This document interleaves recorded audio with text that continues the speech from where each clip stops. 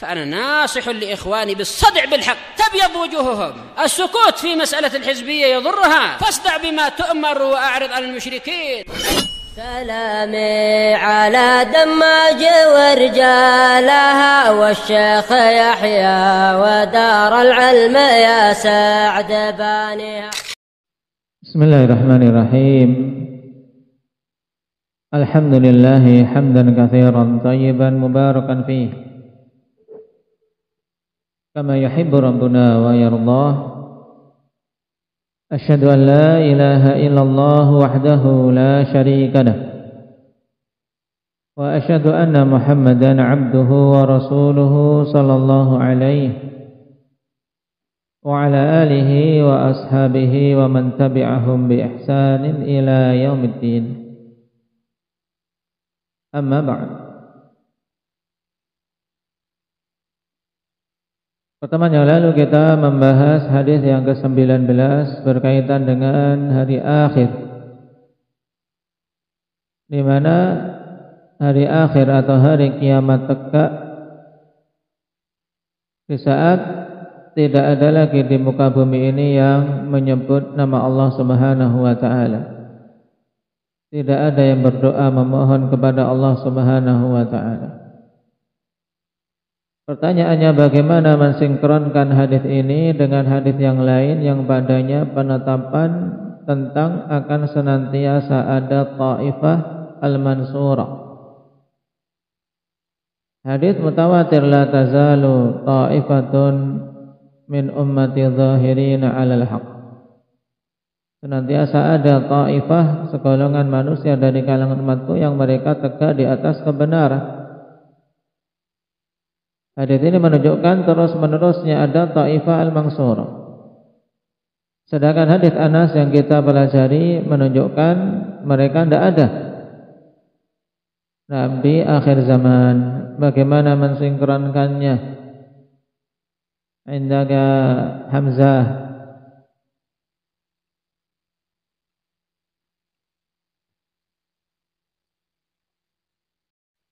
Baik. Maka kita katakan bahwasanya Taifah al-Mansurah senantiasa ada sampai dikirimnya angin yang mencabut nyawa setiap orang yang ada padanya keimanan. Baru setelah itu sudah tidak ada lagi orang yang beriman. Inilah dimaksud dalam hadis Anas bin Malik, dan juga dalam hadis yang lain bahwasanya hari kiamat tegak pada sejelek-jelek makhluk. Baik. Sekarang kita masuk pada bab baru. Qala wafaqahu Allah Ta'ala babul imani bisyafa'ati wa bayani annaha la takunu illa lil muwahhidin. Bab tentang iman terhadap adanya syafa'ah, bahwa perkara syafa'ah kelak di hari kiamat adalah perkara yang hak.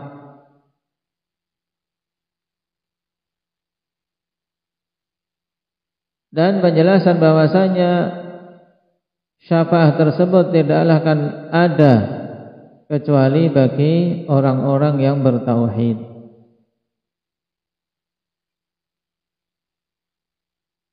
قال عن أبي هريرة رضي الله عنه أن النبي صلى الله عليه وسلم قال أسعد الناس بشفاعتي يوم القيامة من قال لا إله إلا الله خالصا من قلبه. Hadis rawahul Bukhari. Dari Abi Hurairah radhiyallahu anhu, siapa nama beliau? Indaki Abdurrahman Aceh, Abdurrahman ibn Sakhr. Bahwasanya Nabi SAW bersabda, As'adun nasi bi syafaati yaumal qiyamah. Perhatikan konteks ini, As'adun nas, orang yang paling berbahagia. Bisyafaati yaumal qiyamah, dengan syafaatku pada hari kiamat, yaitu man qala la ilaha illallah khalisan min qalbi. Orang-orang yang mengucapkan la ilaha illallah dalam keadaan betul-betul ikhlas dia ucapkan kalimat tersebut dari kalbunya. Hadis dikeluarkan oleh Imam Bukhari.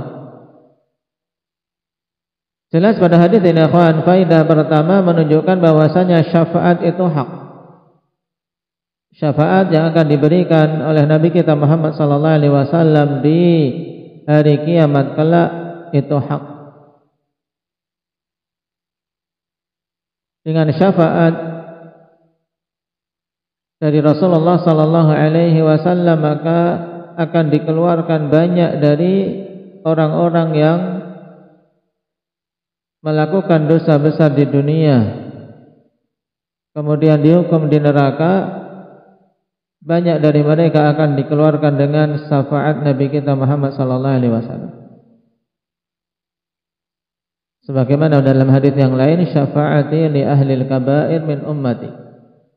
Syafaatku untuk orang-orang yang melakukan dosa besar dari kalangan umat.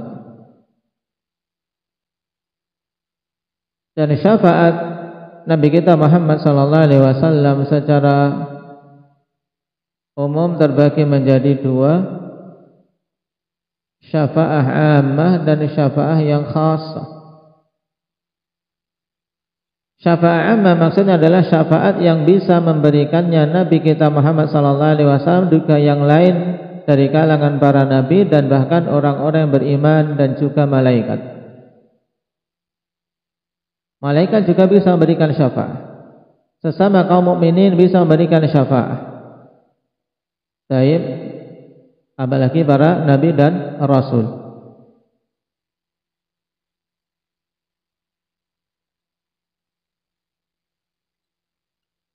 Sebagaimana dalam hadis syafa'atil malaikah wa syafa'an nabiyyun wa syafa'al mu'minun.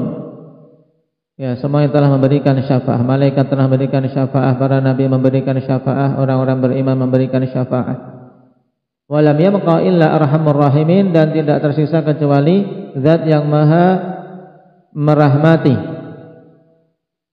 Nah, ketika semua pelaku-pelaku dosa besar sudah dikeluarkan dari neraka, tersisa kaum yang apa? Yang hanya dulu melakukan kebaikan berupa la ilaha illallah, berupa keyakinan dia la ilaha illallah, tapi tidak beramal dengan amalan kebaikan yang lain sedikit pun.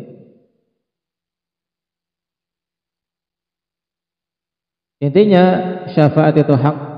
Nah, di hari kiamat kelak. Dan syafaat yang umum ini yaitu syafaat tadi dikeluarkannya orang-orang yang telah dihukum di dalam neraka dari kalangan ahli tauhid untuk kemudian mereka keluar dan dimasukkan ke dalam surga. Adapun syafaat yang khusus itu syafaat khusus untuk Nabi kita Muhammad sallallahu alaihi wasallam.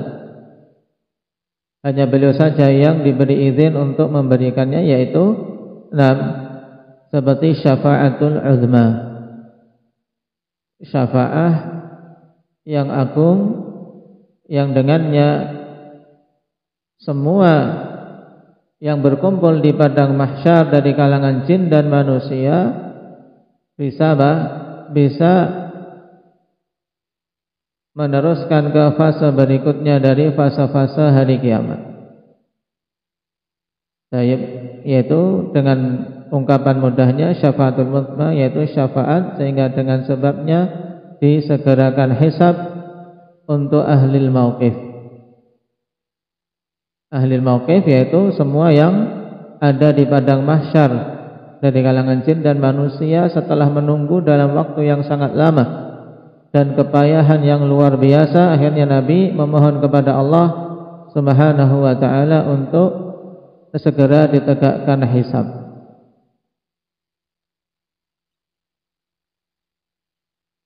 Syafaat yang khusus yang kedua yaitu syafaat untuk dibukanya pintu surga. Ini juga khusus Nabi kita Muhammad sallallahu alaihi wasallam saja. ati babal jannah fa astaftih. Faqala man anta? Qala ana Muhammad. Qala bika umirtu wa lam aftah li ahadin qablak, kata malaikat. Nah, ketika Nabi mendatangi pintu surga kemudian minta untuk dibukakan, ditanya siapa kamu? Maka Nabi menjawab Muhammad. Malaikat ini kemudian mengatakan, untukmu aku diperintahkan dan aku tidak akan membuka bagi seorang pun sebelummu. Ini dikategorikan oleh para ulama masuk dalam syafaat khusus Nabi kita Muhammad. Sehingga ketika Nabi telah minta untuk dibukakan pintu surga, maka yang lainnya juga bisa ikut masuk. Sebelumnya tidak akan bisa masuk ke dalam surga sampai Nabi memasukinya.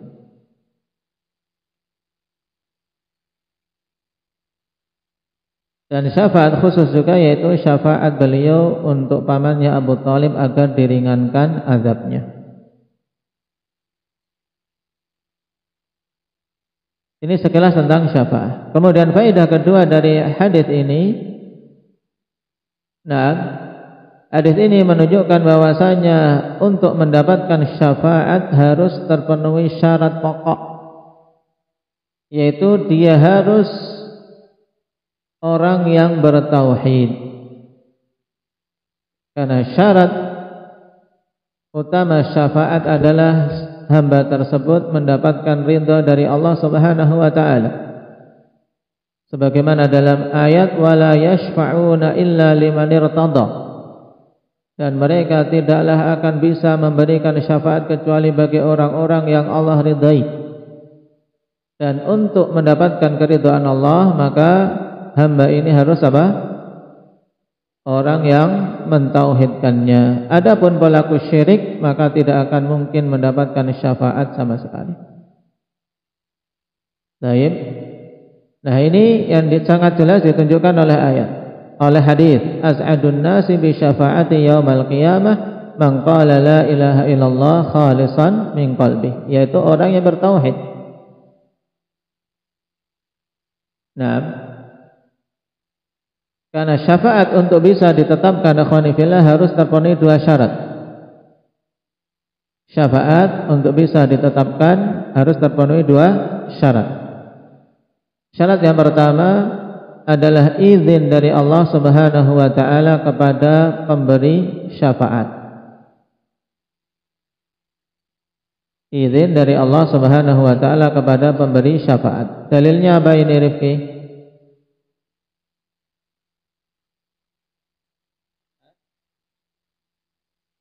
Man dzalladzi yashfa'u 'indahu illa bi'idznih. Baik. Tidak ada yang bisa memberikan syafaat di sisi Allah Subhanahu wa taala kecuali dengan izin dari Allah. Ini bagi pemberi syafaatnya harus mendapatkan izin. Adapun syarat yang kedua, atau orang yang akan diberi syafaat ini harus orang yang mendapatkan ridha dari Allah Subhanahu wa taala, atau dengan kata lain yang disebut dalam hadis ini, man qala la ilaha illallah khalisan min qalbi, yaitu seorang muwahhid. Sebagaimana ayat yang disebutkan tadi, wala yashfa'una illa liman irtada. Nah, izin dari Allah dan ridha Allah Subhanahu wa taala kepada yang diberi syafaat ini dua syarat pokok dalam syafaat. Tanpa terpenuhi kedua-duanya, kawan, tidak akan terwujud syafaat. Dua syarat ini terkumpul dalam satu ayat. Masih ingat? Indah ya, syukran.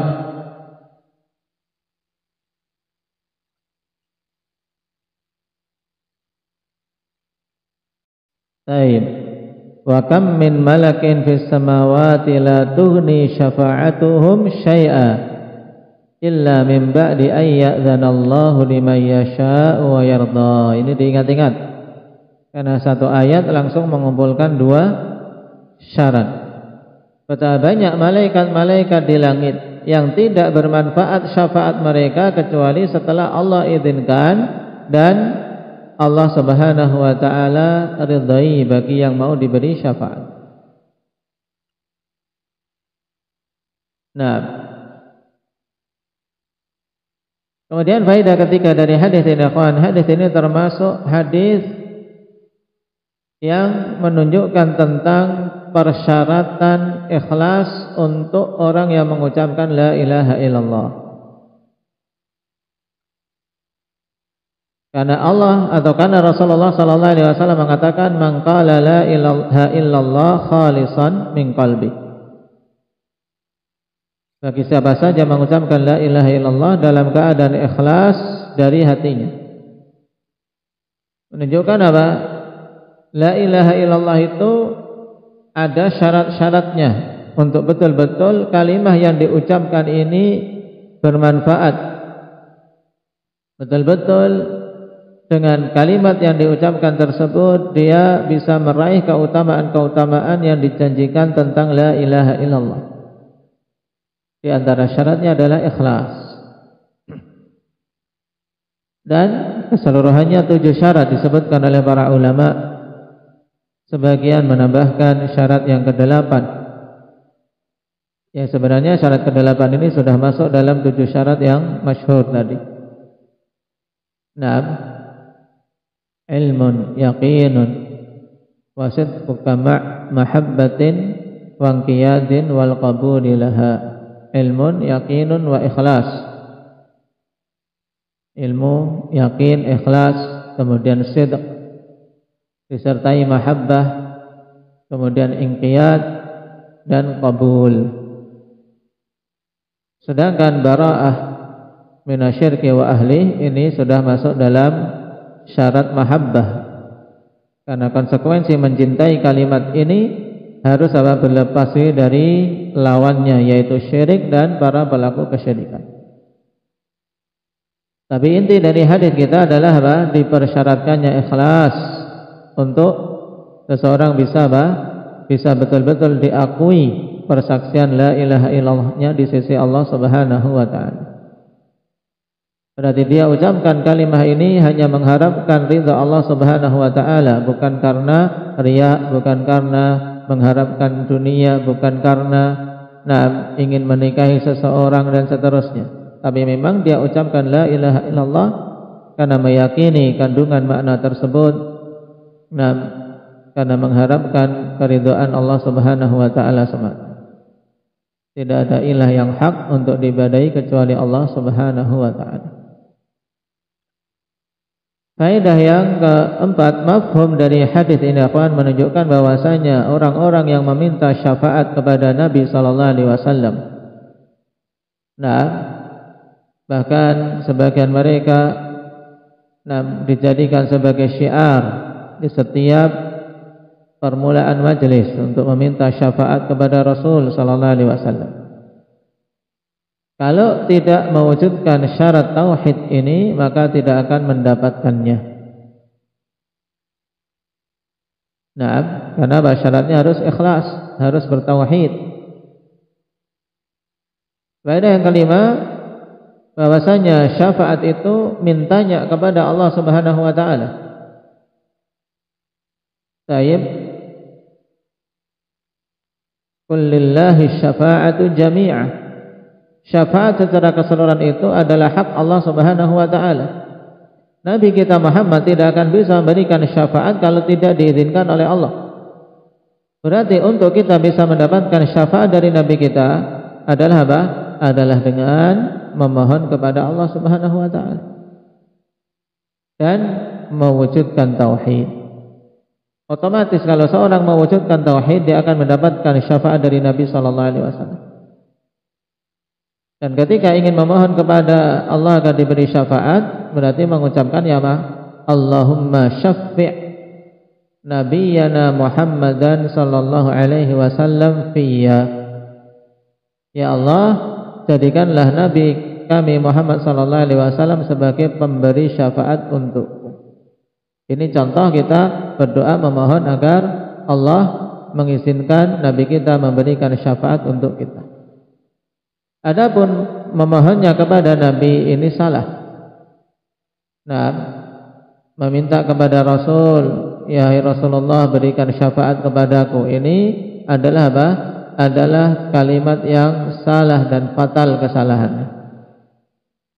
Tidak boleh kita meminta syafaat langsung kepada Nabi kita Muhammad, padahal beliau saat ini sudah meninggal. Nah, memintanya kepada siapa syafaat ini, Ahmad? Memintanya kepada Allah Subhanahu wa taala. Ya, ini harus dipahami dengan baik karena banyak manusia salah dalam memahami makna syafaat. Dikiranya Nabi kita Muhammad sallallahu alaihi wasallam yang secara mutlak berhak untuk menentukan siapa-siapa yang akan beliau beri syafaat sehingga kita meminta syafaatnya kepada beliau. Tidak seperti ini. Tapi syafaat itu mutlak hak Allah Subhanahu wa taala. Dia yang akan memberikan kepada siapa saja yang dia kehendaki atau mengizinkan kepada siapa saja yang dia kehendaki untuk bisa memberikan syafaat kepada siapa saja yang Allah ridhai. Jadi harus ada izin dari Allah dan harus ada ridha dari Allah kepada yang mau diberi syafaat. Nah, ini hal terpenting dalam pembahasan syafaat. Makanya syafaat-syafaat yang diharamkan oleh orang-orang kafir ditiadakan oleh Allah Subhanahu wa taala. Nah, berhala-berhala tidak mampu memberikan syafaat, padahal dulu orang-orang kufar wal musyrikin mereka beribadah kepada berhala-berhala itu. Alasannya apa? Agar berhala orang-orang saleh ini bisa memberikan syafaat di sisi Allah Subhanahu wa taala. Haula'i syufa'auna indallah. Mereka ini adalah pemberi syafaat untuk kami di sisi Allah. Tapi apa? Batil. Karena Allah tidak mengizinkan. Karena tidak terpenuhi syarat syafaat sebab adanya kesyirikan. Naam. Barakallahu fikum walhamdulillahi rabbil alamin. Baik, nakra. Nakariya bersiap. An Abi Hurairah radhiyallahu anhu anna an-nabiy sallallahu alaihi wasallam qala Faiz buni Faiz As'adun nasi bi syafa'ati yaumal qiyamah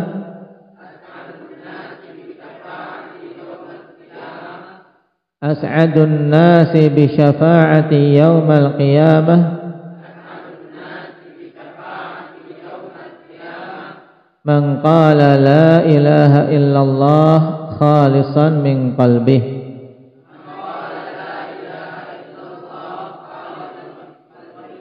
Rawahul Bukhari. Baik, mudah ini dan hadis yang masyhur dihafal semuanya. Yang masih punya utang siapa? Nah, minal aba yang masih punya utang. Baik, besok pertemuan berikutnya dilunasi.